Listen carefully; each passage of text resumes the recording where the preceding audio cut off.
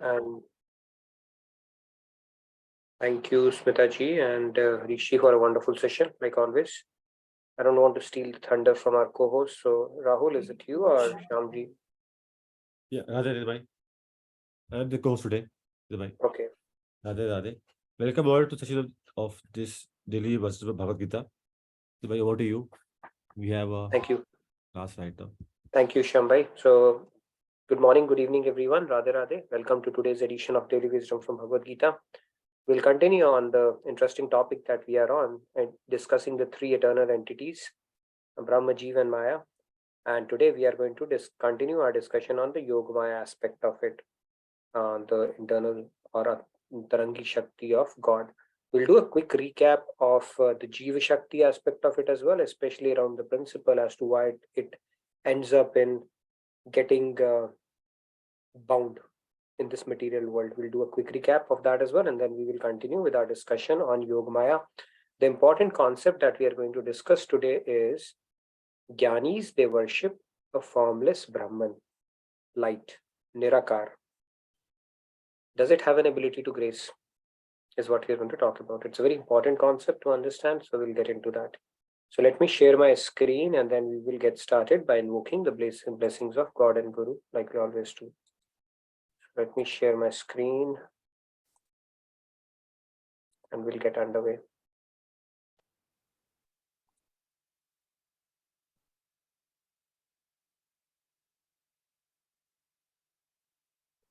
Okay, we'll have our, okay, what's going on? Opening prayers then. Gurur Brahma, Gurur Vishnu, Guru Devo Maheshwaraha, Guru Sakshat Parabrahma, Tasmai Shri Guruve Namaha.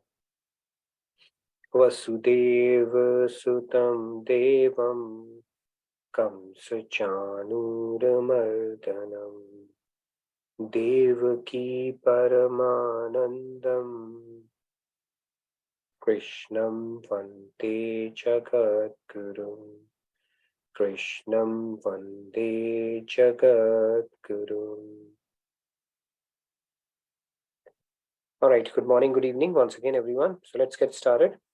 7.25 is what we are discussing, which introduces the concept of Yogmaya. And Lord Krishna himself is telling about it, and that's what we are discussing. So I'll recite it and then you're welcome to follow along.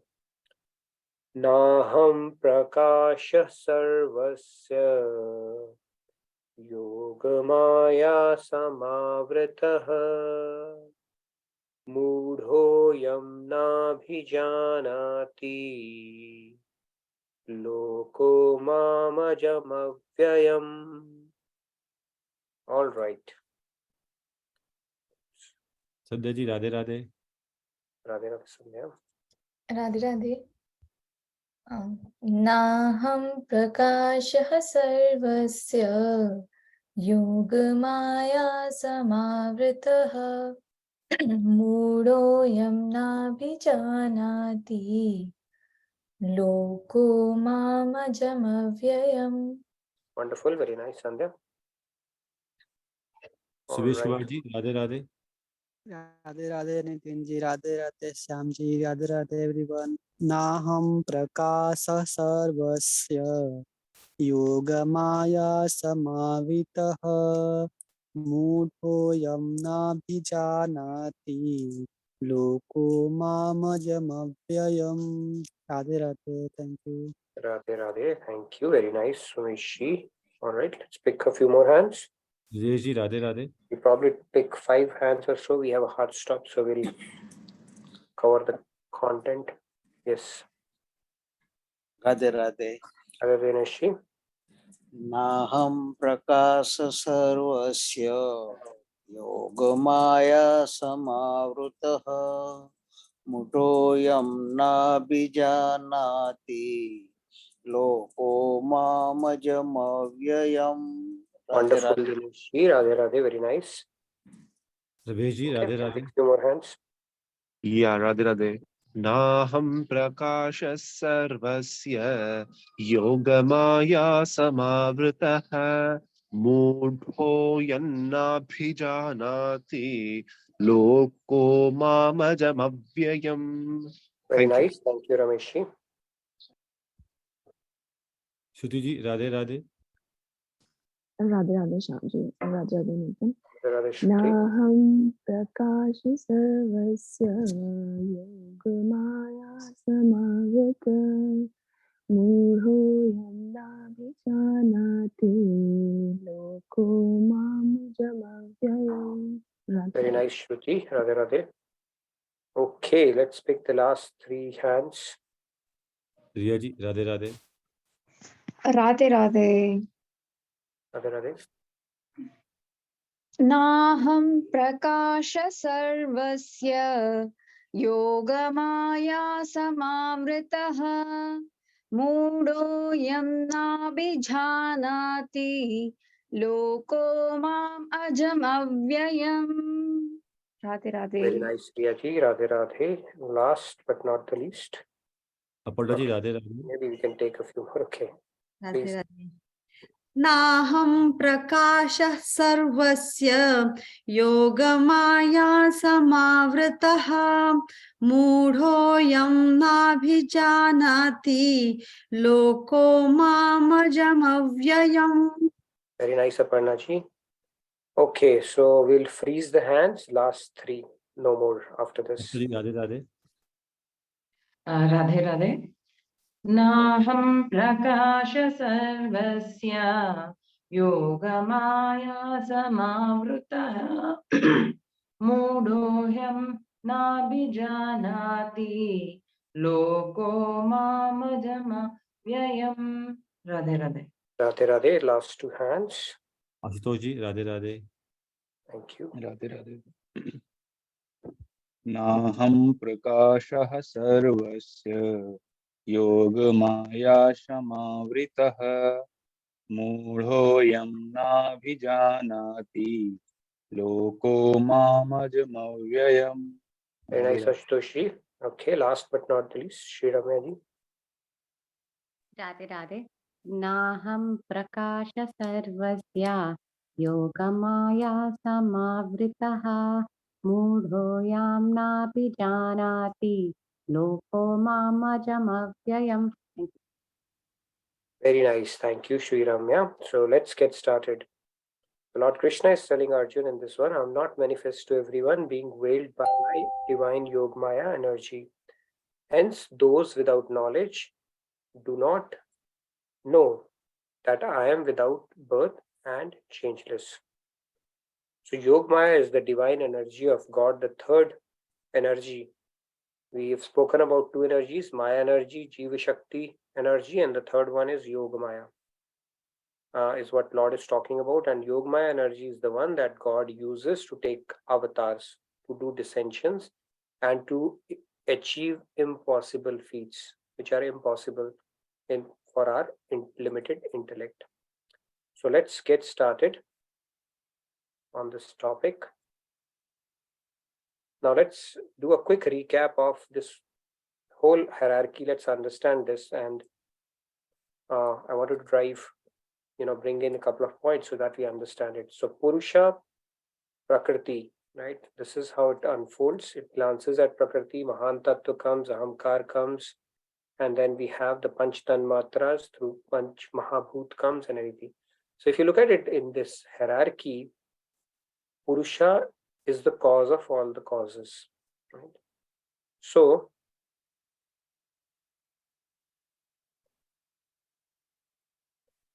is the supreme enjoyer, the Param Purush, because he is the cause of all the causes. He's the very cause of all causes. Everything is there to serve him. Okay, this is the constitutional position of all the underlying elements. And everything is working to perfection. And if you look at it, what happens is the Jeev, while trying to enjoy Prakriti, right, it actually gets inserted in this hierarchy. So these 24 entities, which are supposed meant to for the pleasure of God or to serve him, the soul which tries to enjoy Prakriti gets bound in it. So if soul also serves God, it will get the enjoyment it needs, but it actually starts inserting itself and enjoying Prakriti, and that's where the problem starts happening.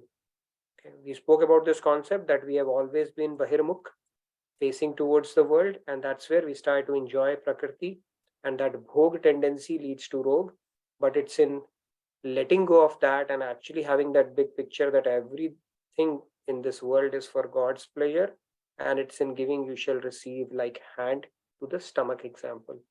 Hand serves the stomach and gets all that it needs automatically without even asking for it. So this is how it's meant to be. Let's look at it through another angle. Okay. This chart. So here is the supreme entity Brahman, right? So one of his energies is Maya. The other energy is Jeeva Shakti that we have spoken about. Both are part of God, and both they are meant to, when you are part of something, you're meant to serve it. Maya is serving God to perfection. We have spoken about this concept. Jeev instead has started to think itself as the enjoyer of Prakriti and is actually serving Maya in the process. Okay. Now, this becomes bhog because you are going for self-enjoyment in Maya, that becomes bhog, which leads to rog. Maya says, don't come, don't serve me, go to my master instead. Okay, that Maya will ensure sooner or later by telling you that you are not coming at the right place. As we will see through our experiences, whatever we think is going to give us pleasure is eventually going to give us disappointment. That is the role of Maya. And Maya is actually turning us towards its master. Okay. So this is the natural hierarchy, how it's meant to be established. So Maya is doing its job. Now, in that sense, it is basically when we start doing it for the pleasure of God, it leads us closer to the concept of realization of God. Okay. Now, if you look at it technically from a scripture standpoint, God is the Prerak Brahma. Prerak means he's the cause or energizing both of its energies. So God is called Prerak Brahma. Maya is called the Bhogya Brahma, which is meant to be Bhogya, and the Jeeva Shakti is called Bhokta Brahma. Okay. So these are now everything, it is a Prerak Brahma, one is Bhogya Brahma, the third one is Bhokta Brahma. And because we are actually trying to enjoy the Brahma, although being, I don't know what's happening, just too many things are happening. Okay. So that is again the problem that is happening. So the Bhogya Brahma, we start enjoying the Bhogya Brahma, which is meant for God's pleasure. So being part of God, our constitutional position is that to serve God and to work for his pleasure. And when we start enjoying Prakriti or the material nature or the Bhogya Brahma for ourselves, then it leads to dis-ease, lack of ease, which is disease or the rog. Okay. So Jeeva Shakti aspect of God, like Maya, is a part of God, and because it is part of God, it's obligatory on it to serve the whole, of which it is part of Anshi relationship. That relationship we have forgotten and instead have started to enjoy Prakriti, which is leading to all the complications that we are seeing. Okay, that is what our scriptures are telling us. Kind of thing. Yes, Rahul? Radhe Radhe Nitinji, just a quick question. Yogmaya is also Prerak Brahma, or is it something else? Yeah, so basically one of the things that can confuse people, and I think I saw that question from RTG yesterday as well, there is no difference between Shakti and Shaktiman. Okay, Shakti and Shaktiman, there is absolutely no difference. Both are same. Having said that, technically still God is called the energetic and Yogmaya is called its energy. Both are simultaneously one. Okay. So, but God achieves it through his Yogmaya power. So it's energy is energetic, is the possessor of the energy, right? It's not a separate entity. God himself is not lifeless. God possesses that energy, and that energy is called Yogmaya. So Prerak Brahma is basically God himself, and he does it through, he inspires it through, or he energizes it through his Yogmaya power only. Okay. So there is no difference between God and God's energies. Okay, when it comes to Yogmaya. The other energy, one is an inferior energy, Maya, and the second one is the Jeev Shakti, which is us basically. So they are same and yet different. Bheda Ved Sambandh that we spoke about. The Jeevs are called Tatastha Shakti of God, which are simultaneously similar and yet dissimilar. Bheda Ved Sambandh that we have. Between God and Yogamaya power, there is absolutely no difference. Okay? That is why it is a superior energy, and the energy which makes everything possible. I hope that's making sense and not confusing you. So the association or the relationship between God and his Yogamaya power is like that of milk and whiteness. Can you separate whiteness from milk? You cannot. Can you, or for that matter, sugar and sweetness? Can you separate sweetness from sugar? You cannot. Or that of heat and light with fire. Can you separate heat and light from fire? You cannot. So they are both the same. And yet, from a what you call that scriptural standpoint, it is classified as a Yogamaya power that he utilizes to take on an avatar. Yes, Samji? Samji Radha. Yeah. 25 elements. Sorry? That 24 elements, the previous screen. The 24 elements, yeah. What's the question on that? Yeah, the question was if the God made the nature for the enjoyment of people, the jivas and all those things. So what, in the layman's language, in case somebody try to enjoy the nature, go there, mountains, sea, and all those things are there, that is also a kind of enjoyment, whatever the God has provided. Is it something different and different kind of enjoyment, or one should not appreciate the nature, the mountains, and whatever the birds chirping in whatever the nature is there, providing for the benefit of the jivas and all those things? So he should enjoy the nature or he should not. And second thing, in the same context, the chart we are there, number 5, mind. If after number 5, driving Tanamatras and Bhutas coming, so why those 2 columns are on the right side? Shouldn't they be next to the mind? And then the Gyanendriyas and the Karmendriyas should be on the right-hand side. It's not a big deal. But my point is, if from the mind, the Tanamatras and Bhutas, we always address those first. Then we come back to the first, the Gyanendriya and Karmendriya comes. So shouldn't that be on the right-hand side? I'm just curious. Okay, so this is just an enumeration, does not go in the sequence on which in it is created. You have a valid point, because Panch Tanmatras come before, and then through them come the Panch Mahabhut, and through that the gross elements like ear, hands, and even mind comes. So yes, it's not in the sequence in which it is created. Maybe for the ease of understanding, I can put it as after 4. After number 5, they should be the ether air. You can do that if it makes it less confusing. But you have a point. Panch Tanmatras, the sound, touch, form, taste, and smell come before anything else. Through them come Panch Mahabhut, and through those come the gross elements. That's so maybe all those 2 first columns can be swapped with the Tanmatra and Bhuta on the left side. But we can change the numbers. It's just not to confuse. So yeah, the total elements are there, but it does not specify the order in which they are created. It's a very valid point. Okay. Coming back to your first thing, first of all, why I would wonder, why does God need enjoyment, right? To begin with, one of the definitions of God in our scriptures is called Atmaram, Atmarati, and Atmakrida. That means he does not need anybody else for entertainment.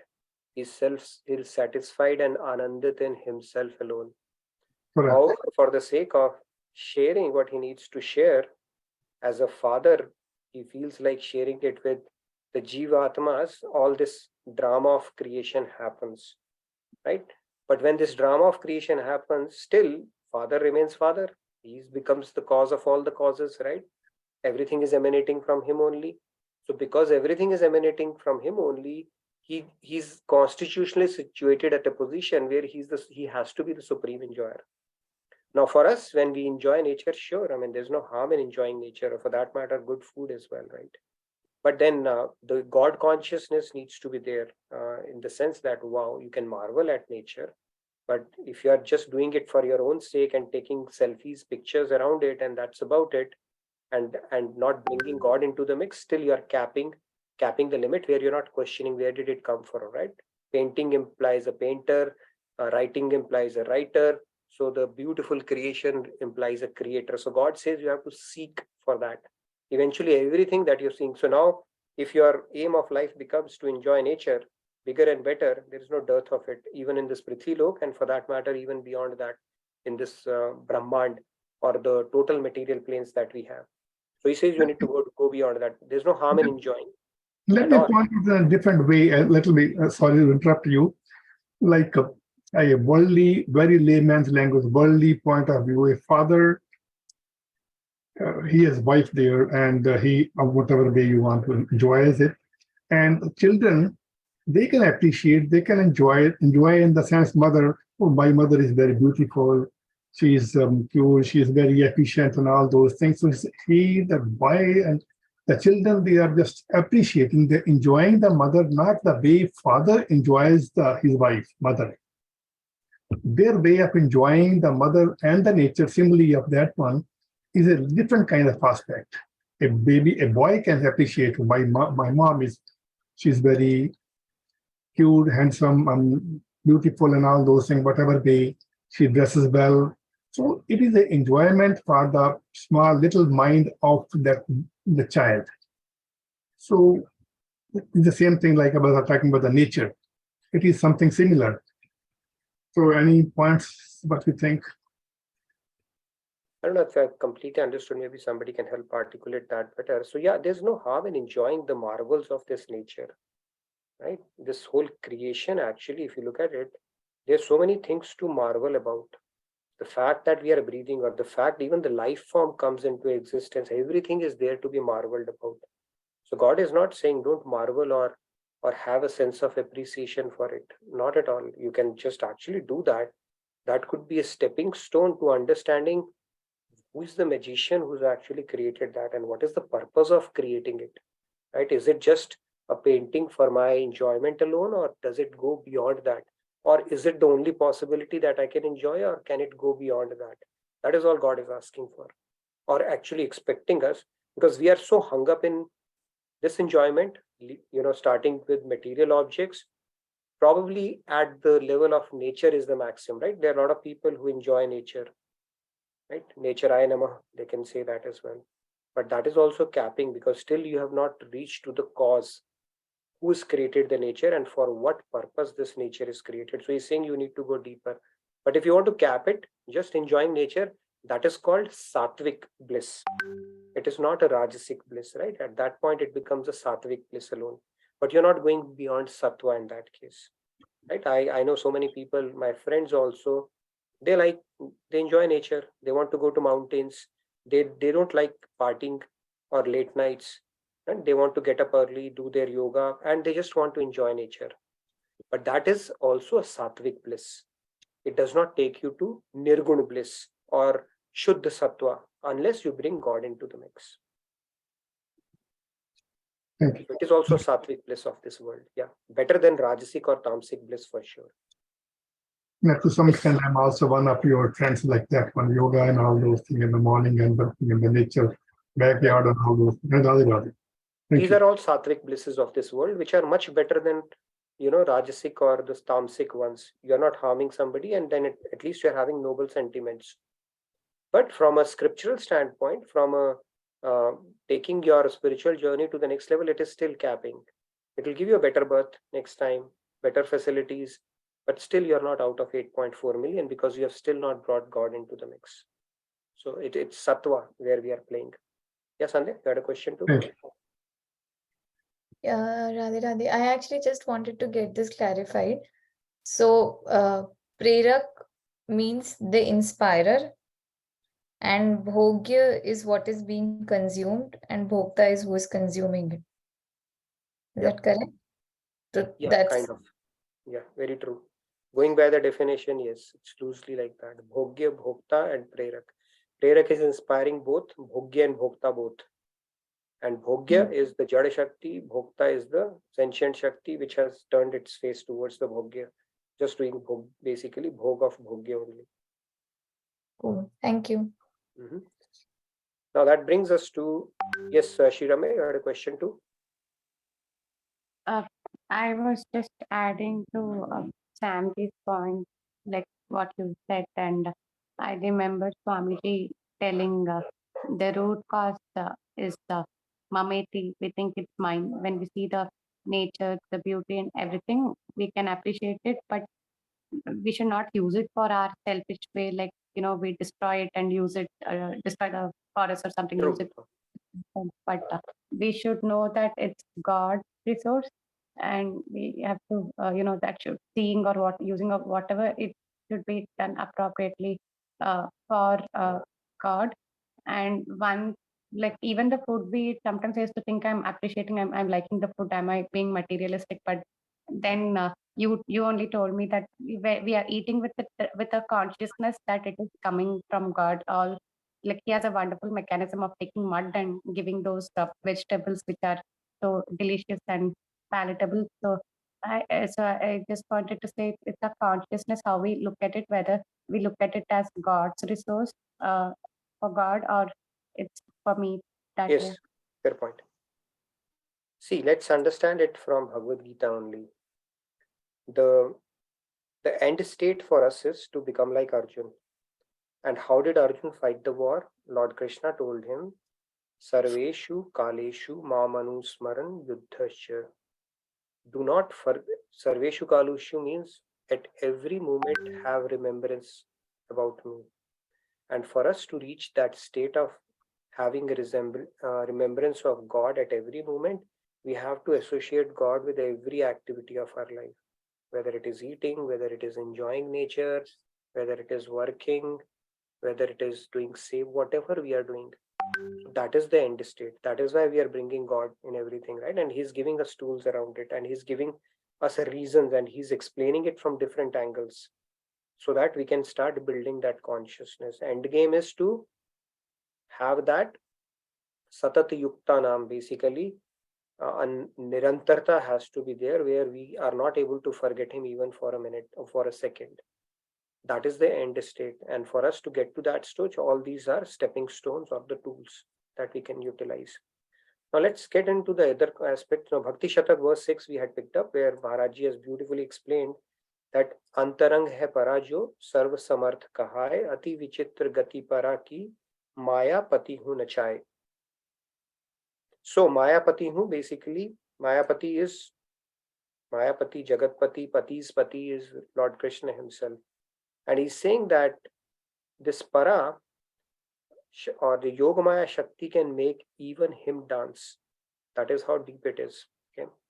And this is the Shakti which God uses to accomplish impossible feats or to achieve contradictory feats, as we will see that we were discussing about, right? Contradictory, such as the stuff that we spoke about yesterday, the veil and this stuff, basically walking without feet, hearing without ears, seeing without eyes, present at. So virodhabhasi or contradictory. Virodhabhasi means something that will tell you if this is possible, this is not possible. That is contradicting or virodhabhasi or paradoxical stuff. All these feats are achieved by God through his Yogmaya power. Okay, that is how, what is the significance of Yogmaya power is. And we looked at an incident of Shankaracharya who refuted God having any Shakti.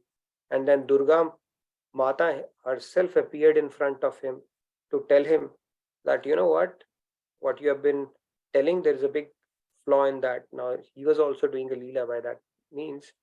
But then without Yogamaya Shakti, God actually, he cannot take avatar and so many other aspects. He cannot actually do that. So for that, he needs Shakti.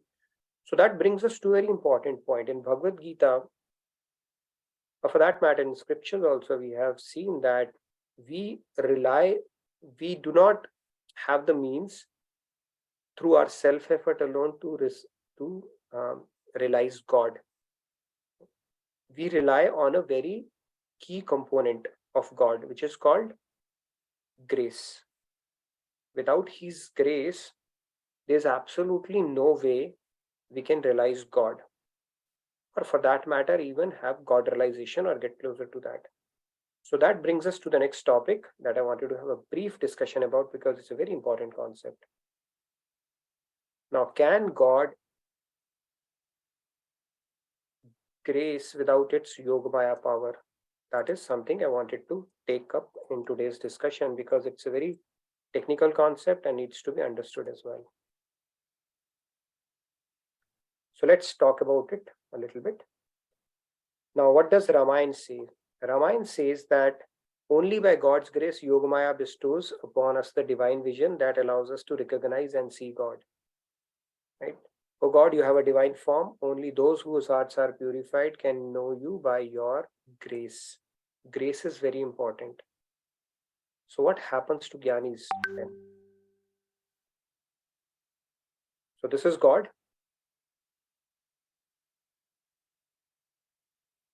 I hope you're with me so far. Then you minus grace. Minus Yogmaya, sorry.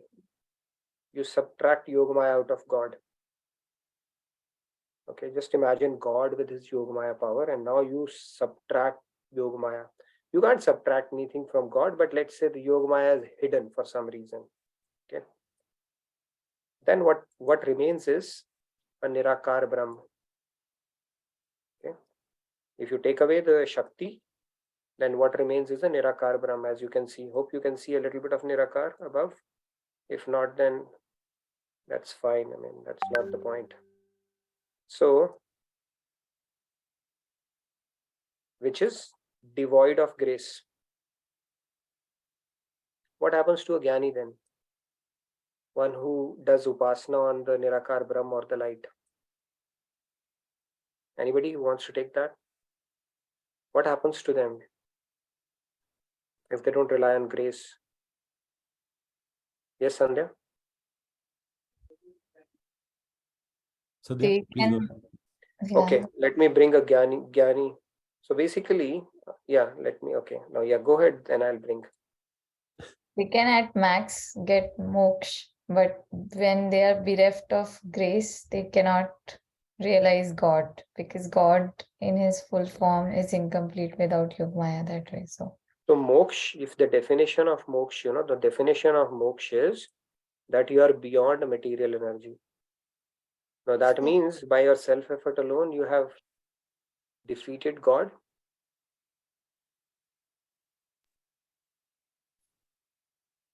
no, you can't. I mean, is that what you're asking? So there is no future for a Gyani in that case. I think ultimately they will receive the grace. Why would they get? So this is what. See, you said God is like, yeah, Urvi, you wanted to add, let's move this conversation and then I'll get into that concept. Yes, Urvi. Radhe, Radhe. Actually, I was listening to a lecture of Maharaji yesterday, and he was telling that there are three types of sukh. One is jad sayogjanya, jad chetan sayogjanya, and chetan sayogjanya. So in jad chetan sayogjanya, the bliss which the jnanis get when that bliss we get when we become self-realized. So that is the sukh of the Atma. And that is where a Gyani reaches, and then what happens and if the Gyani attains moksha, then that ultimately happens because of the grace of God only. And I mean, Brahmanand cannot be there without the grace of God, and Brahmanand is not ever increasing. That True. is the limitation. True. Now the grace, let's look at it. It can happen only with grace. But then you do the Nirakar Brahma. This is what you have done. You have tied God's hands. Okay. You have said you are Nirgun, Nirvikar, Nirvishesh, without Shakti, Shaktihin. So the God cannot say, no, by the way, I have Shakti. I will grace you. You have actually tied his hands. So what does Gyani do then? Yes, self-realization you can reach through your self-effort, self-realization aspect. But finally, the Gyani has to do the worship of Saguna Sakar. Okay, it's a very important concept. They finally have to do the bhakti of Saguna Sakar to draw grace and to even attain moksha. Even moksha cannot be attained by just doing, focusing on light. That is a very important concept. I asked this question. This question was troubling me for a while. It came up. I was thinking, this grace is so important and everything is tat prasadat param. Arjun is saying, without his grace, nothing is possible. Then in the light, the Brahman does not have grace aspect because the Yogmaya power of God is latent. It's hidden. And God has said in Bhagavad Gita, in whatever form you worship me, I'll meet you that way. He's not going to meet you as the Saguna Sakar if you have always worshipped him as a light. And if you have always worshipped him as a light and not as a Saguna Sakar, then you have limited his ability to grace you. Not limited, but you have really tied his hands, like you can see that. And if you have tied his hands, he's not going to free up just because you've been, meditating upon light. So I asked this question to Swamiji. He said, even for a Gyani, yes, you can reach up to self-realization, that Jad Chetan, the first Sayojya Sukh that you were talking about. Beyond that, if they have to do even attain moksha, God realization goes, moksha is also a spiritual prize, by the way, right? Dukh nivritti has happened. But even to attain moksha, you need God's grace. Because to attain moksha, you have to go beyond Maya. And in order to go beyond Maya, you have to surrender to Mayapati. There's no other way. Through your own sadhan bhal, you cannot. So then the Gyani also has to put his head down and do upasana of or become Sharnagat to Saguna Sakar, and then he gets the grace, he or she gets the grace, and then even the moksha is possible. Otherwise, even moksha is not possible. It's a very important concept to understand. Anybody who wanted to say anything? Because I know we have discussed on this topic today. So this is how it typically goes. Before I get into the next one, anybody who has any questions on this concept that we have discussed about Yogmaya, the Jivatma aspect of it, the Bhokta, Bhogya, Prerak concept as well? Before I go any further. Yes, Shyamji? I know deep philosophy today. Yeah, Bhai, sort of. So one thing, if the God is without Yogmaya, he will not bestow his grace because I do not see him that way. Is that so? Because he's only God is Kripa of us, no? God is always Yogmaya Yukt. Yeah. God is never devoid of Yogmaya. But when you do the Nirakar Brahma, that's where his Yogmaya is hidden at that point. Okay. That's when his Yogmaya is hidden and he doesn't have the ability to grace at that point. You have tied God's hands at that point. That means it's my fault. I am saying him as a Nirakar Brahma. Is that so? Of course, it's your fault. It's not God's fault. You wanted, you thought, it's your only, that you picked up that piece. But he's always with his grace. Everything is relying on his grace. Tad prasadat the devotees. Yeah. Okay. It's the devotees part how he takes him. True. Okay. So it is always his prasad. That is his grace through which everything is possible. Without that, no. And that grace comes through his Yogmaya power. That is the third entity that we have been discussing. So I have to uplift myself to be there. We all have to. Yeah. So that is the importance of Yogmaya power. Okay. Yes, Sandhya, you had a question too? Sadhya? Yeah, this might be a bit technical, I don't know. So,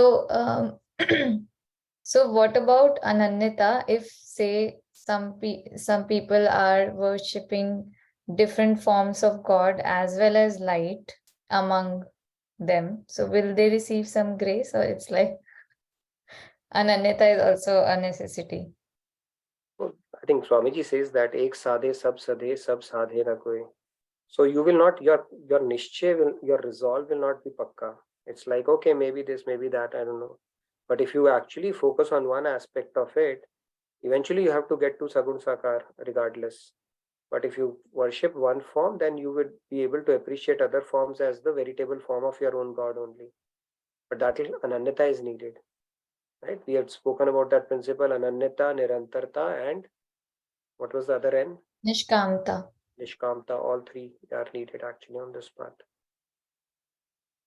Yes, Subodhji. Subodhji, Radhe Radhe. Radhe Radhe. Yeah, Radhe Radhe, sir. Sir, one doubt. Now, in this life, suppose if we lead a normal life, not very much spiritual, and go by what is written in our destiny, okay, then in say next 100 births, I will leave it to God. Okay, but now if I do intentionally all the spiritual practices and everything, and I seek moksha or from God, then is it not I'm violating my karmic rules? By karmic rules, I was supposed to get liberated in 100 future births. But then since I made an effort in this birth, and I prayed to God and I did spiritual sadhana, and then that karmic law will get violated. No, sir? No, karmic law will not get violated. Krishna himself has said that once you become Sharanagat, I'm going to burn off your stockpile. He's not violating. He himself, the person who has created the karmic laws himself, is saying, I will free you up from all the laws. And what's the problem? Traffic policeman is telling you, go, free to go. And you say, no, I will not go. I see red light. So that doesn't serve the purpose. Krishna himself is saying, then I will make sure you are no longer obligated for any of the laws because I'll free you up. He himself takes responsibility for that, which is a huge mercy, because for us to exhaust our karmic backlog or stockpile is statistically impossible. You know, I don't know how many births it would take, but Krishna says, once you perfect your surrender, I'll just burn it off for you. Go. You are free from my side, basically, and you become Malamal. That's what he says. But if you still feel, you know, Krishna, I will not go with that. I want to go with my...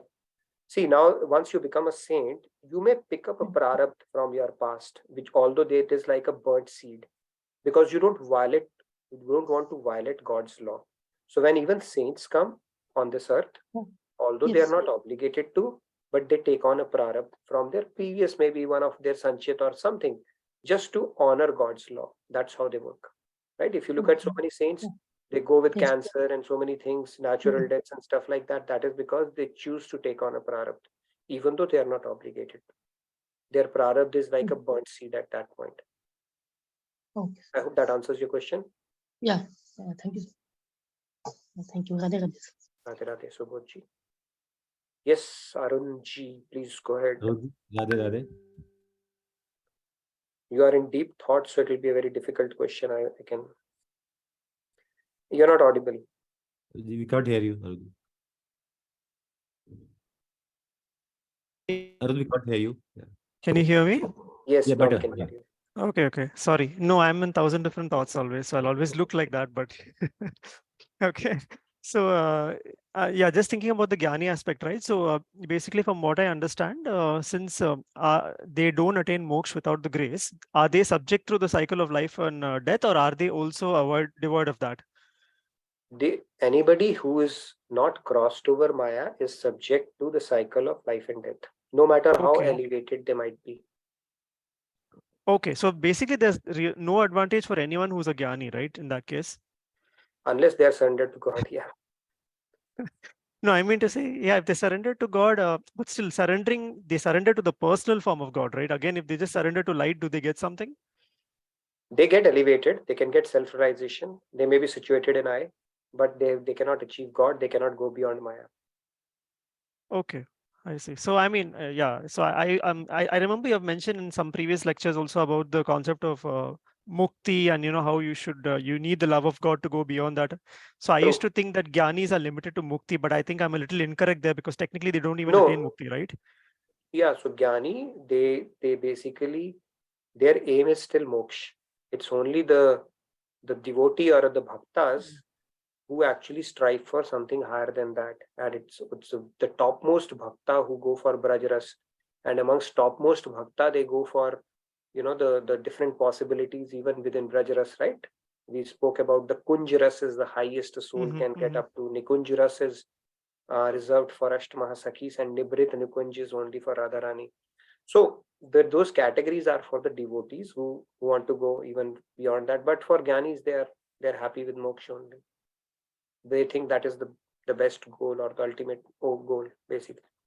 Okay, okay, but to get that moksha at some point, at some point they have to They have surrender to to the do. They personal have to form, right? surrender to God. They have to surrender to God. But the bhakti sanskars will not get germinated overnight, right? They may surrender to, if they come across a saint who would tell them you have to finally do this even to get moksha, they'll do that. But they may not have the sanskars to aim for the bhakti ras and stuff like that, right? So they may still limit themselves to a moksha aspect of it.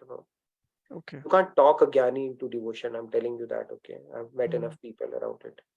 They'll say you guys have less intellect, and that's why you go for that. We want light only. We just want to merge with that effulgence. So God says, all right, you do that only, but still you just have to do that. Sharnagat to me, and then be my guest. Okay, thanks. Yeah. So I'm talking about Jnani from a spiritual perspective, not like Jnani Jail Singh or anything like that. Okay, so those Jnanis who are actually seeking and who attain that perfection in that sense. So it is good Okay, to be a Jnani and in Bhakti Bhav. Is that so, Udit bhai? Sorry? So it's good to be a Jnani and do Bhakti and surrender to God, and you are there. See, As simple as that.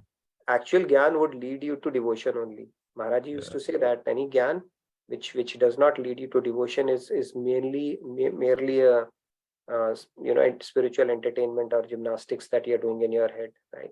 The true Gyan would always lead you to love. Right? They said that samajh ki Gyan ki had hai samajh, and samajh ki had hai prem. So the true knowledge is actually which leads you to develop love towards or attraction towards God. Okay, we can take maybe a couple more, and I wanted to show you pictures of people who have actually, okay, this is Ramayana, we have already covered, right? Oh, I think I've taken a reverse cycle. Yeah, Rahul, go ahead. You wanted to say something and wanted to share something. Radhe Radhe. Maharaj has clearly mentioned in his lectures that the people on the Yog Marg can only conquer up to Avidya Maya, which will lead to self-realization. But Avidya Maya, very true. For Vidya Maya, they have to go to our Sagun Sagar Shyam Sundar only. True. So Vidya Maya you can go, Vidya Maya you cannot conquer. Very nice. Good technical point. Yes, Urvi?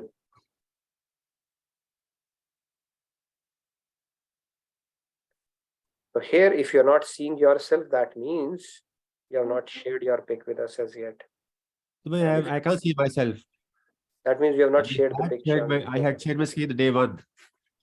Day one, so that might have been too early then. That's not fair. Okay, you'll see yourself in the next pic. Please resend it share it with me. Okay. Yeah. Urvi, please go ahead, Radhe Radhe. Yes, Radhe Radhe. I just had a question, kind of naive question, I don't know.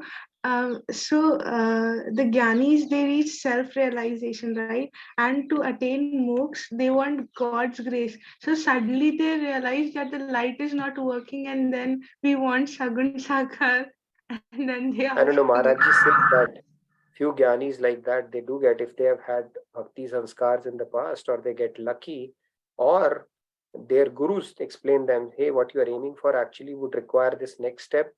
Maybe it's a bit of a progression for them. I don't know. I've not reached that stage to tell you exactly what happens, but yeah, it sounds a little whimsical, right? That their whole thing, and they reach a point, and then all of a sudden they have to switch even in order to get moksha, which is kind of interesting, but seems like this is how it is. But we are fortunate, we don't have to carry that baggage, right? So bottom up or ground up, we can build sanskars that are taking us closer, and we don't have to have a paradigm shift later on in our spiritual journey around it. So in that sense, we are lucky. Anything else, Urvi? By the way, if you have not started, start taking that tracker and start utilizing it for your own benefit from a spiritual journey standpoint. If you have things you have been always looking at doing, declare war on it and make yourself accountable in front of the entire group. When you'll do that and you will say failed, something inside you will tell you, no, I don't need to fail anymore. Okay, I need to compete with others and need to do better at it. So please sign up for that daily tracker. Maybe somebody can post that link in the and sign up that these are things I will do and these are things I will not do. Okay, and we will publish the Hall of Fame, but we will not publish the Hall of Shame. Okay, so don't worry about that. It's all for our benefit only. Let's utilize it so that we can get better at certain things that we have always been thinking about working. So that's a great initiative from Urvi, and a lot of people are benefiting from. I'm a little bit of a laggard, but I keep a note of it and update it in bulk from time to time. So please do avail. It's a beautiful way to make improvement in things that we always wanted to improve upon. So let's declare a collective war on things to get better at it. Okay, Shyamji, I want to really see what you're going to work on. Okay, starting from tomorrow. So I tried that for anger. I did it on my rough page, but for the next 15 days I tried not to be angry, but I failed all 15 days. So I did not put it on tracker. So I thought that's okay. Let's do that. If you'll do that, it'll bring in that consciousness. I failed each every day, so I stopped it. So maybe I'll try again. That's okay. We are not going to do anything about it. It's only for our own reflection. So let's Thank you so much. Yeah. I posted a tracker again, so please feel free to join the tracker and please, fill out the feedback tracker as well. Yeah. So I have posted all the chat window regarding Swamiji's India tour, regarding the Sanskriti festival coming in Dallas from January 20th, regarding the family camp in USA, which I will not be coming due to some reasons there. But people who are there, please feel free to join from America, from Dallas, from wherever you can, please jump. And then I've also posted the links for the daily wisdom, the tracker, the camp, and the community portal, and all the WhatsApp group. So please feel free to read the chat window and do the needful. Anything else I'm missing out? So what you're missing out is the information that even you are not aware of, which is that we will have a session tomorrow, but not day after because I'll be traveling. Okay, so I'll remind you tomorrow as well. Tomorrow's session is on, but day after is not on because I'll be traveling, and then we resume again on Friday like we always do. So just wanted to let you know. Also check out Swamiji's itinerary tour, and if you have not signed up for the Give and Get campaign, please do so. If you can become angel, even better. Even otherwise, you can open up your fundraiser page, join any team that you want. We have created a daily wisdom team as well. A lot of people have joined already. You're welcome to join that or create your own, whatever works for you, and do that. It's a great way to get associated with the noble cause and help out Swamiji in his mission. And also we have a couple of Swamiji SMX today. Is it Ridhimai? Sorry? We also have a session with Swamiji SMX session today. It's India today, 8:30 p.m. and Dallas tomorrow morning, I guess 7 a.m. So please come online for SMX. And who have not joined SMX, please join. It's a very informative session with Swamiji where we can talk to him face to face, personally, one-to-one, and he will answer all our questions, all our doubts, all our discussions. It's a very innovative way to talk to Swamiji. It happens every once in 2 weeks, I guess. That's right. And Swamiji makes out time for this session no matter what he's doing. So let's avail that opportunity. It's a great platform for you not only to answer your questions or have an ongoing connect with Swamiji, but also to listen to day-to-day challenges that people face and how Swamiji is able to guide them. It's a great platform to seek guidance from Swamiji and have an ongoing connect with him. Okay, maybe a couple of questions we can take before we have 5 more minutes before the next session. Yeah. Purvi, please go ahead. Radhe Radhe. Radhe Urvi? Okay, sorry, I didn't have a question. The hand was raised previously. No worries. Okay. Do you want to sing? Okay, let's take Arunji and then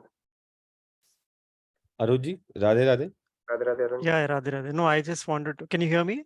Yes, Yeah. we can. Okay. No, I just wanted to tell Shyamji that even in the feedback, the daily tracker, I'm also having having those miserable fails going on with the anger management. So when I've stopped entering anything in that sheet until I start passing. So Yes. Yeah, same. so if you want to feel better, you can look at my portion of the sheet and take. Are you there? I'm there. I stop filling the details until I start passing. So let's do that. I think it will I'll be. join it today and I'll be there with you. Daily failing it. Once, let me see once I reach the point where I don't fail and I pass out. Thank you so much. Let's do that. It's good actually. It'll help us reflect and something will come out of it for sure. Yes, Bhima Shankarji. Bhima Shankarji, Radhe Radhe. Can you hear us? Radhe Radhe. Yeah. Radhe Radhe. I had a question regarding Jnana Yogi. Now, what if he surrenders to cosmic intelligence, and what if he takes shelter and refuge in cosmic intelligence and seeks answers for all his queries from cosmic intelligence, not with the not in the names and forms of God? So he develops devotion towards the cosmic intelligence, to the Nirakara Brahma. Nirakar Brahma aspect, right? So and he keep on developing that bliss as he progresses in his journey. The journey is the same, but not with Sakara Brahma, but with Nirakara Brahma. Only thing is he seeks answers from that cosmic intelligence. The quantum mechanics also says wave and matter are the same. It's everything is in the frequency form.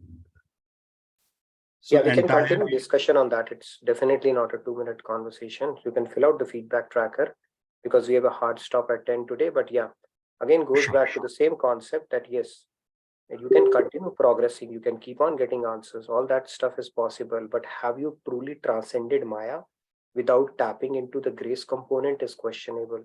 But we'll continue this discussion. It's an important question. I get that. And especially because you can achieve great heights just by tapping into the Nirakar Brahman aspect of it as well. But can it truly take you across Maya is a big question mark. And that's a question I had asked Swamiji. And that's where the grace component comes, right? And we can talk more. I think it's a very important question. If you can fill in the feedback tracker, we can have some offline conversation and bring in the discussion to our session as well, because it's definitely not a 2-minute conversation, but I'm glad you asked that question. So thank you for that. Where are you joining us from, Bhim Shankarji? Bangalore. Bangalore. Okay.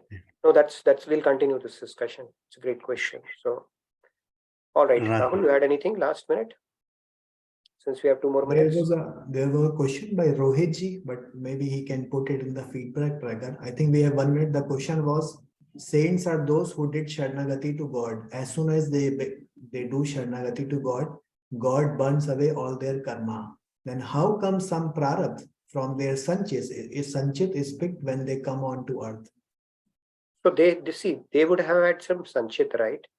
So they are burnt seeds. They are not seeds which will sprout. So they are not obligated to take on that prarabdha, but they pick up some prarabdha. I don't know how they pick up that prarabdha. Maybe from their past sanchit, or maybe God decides something. So they take on a prarabdha so that they don't violate God's law even when they take a descension on this earth. That is how it works. Right? So, but they're not obligated to take that prarabdha. Their sanchit is all burnt, but they may pick up one burnt seed just for the sake of picking it up, because they are taking on, taking on an avatar on this earth. Okay, so we'll continue this discussion. I'll see you tomorrow. I'll hand it over to Sunil Bhai and Ajay for the next session. And Radhe Radhe, stay safe and have a good rest of your day and evening. I'll see you tomorrow. Radhe Radhe. Thank you, Nitin Bhai. Thank you, Shyamji. Thank you, Shyamji. Thank you, Nitin Bhai. Thank you, Rahul Bhai. Thank you, everyone.